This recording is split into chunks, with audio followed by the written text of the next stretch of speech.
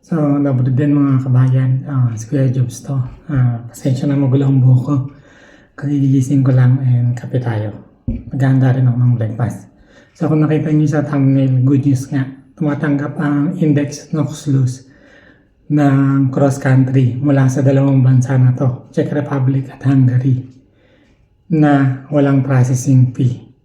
So, bago tayo mag-umpisa, 2 pointers lang ang sasabihin ko.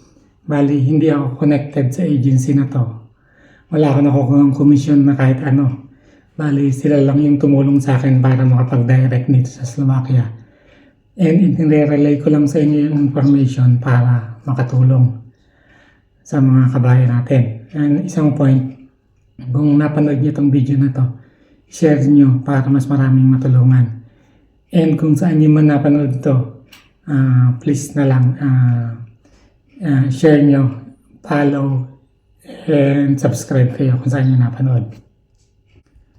So yun nga po, binigay sa akin ng contact ko sa Index Noxlus ang paraan paano kayo makaka-apply ng cross country sa kanila. So I'll remind again, walang processing fee. So kailangan nyo lang pong mag-fill up ng form and kontakin nyo si Miss Nela.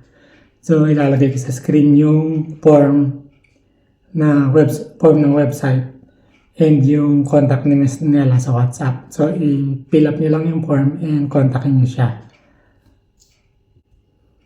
So, andyan po yung form sa screen at yung contact ni Miss Nela. So, i-post nyo na lang para makopya nyo. And ilalagay ko din siya sa comment section para direct link sa YouTube, sa comment at sa description. So, yun po. Bali, fill up nyo lang and kontakin nyo si Miss Nela ng Index Noxlus para sa cross country. So, sa ngayon po, yung dalawang bansa na yun pa lang po ang offer nila, Czech Republic at Hungary. So, itong tulong na to more on Hungary. Hindi ko alam sa Czech Republic kasi parang okay naman ang status ng mga empleyado doon. So, I remind again, kung meron kayong kaibigan, kapatid, pinsan, kalaguyo, kabet, na gusto nyo papuntahin dito sa Slovakia, ayan na po, cross country, again walang processing fee.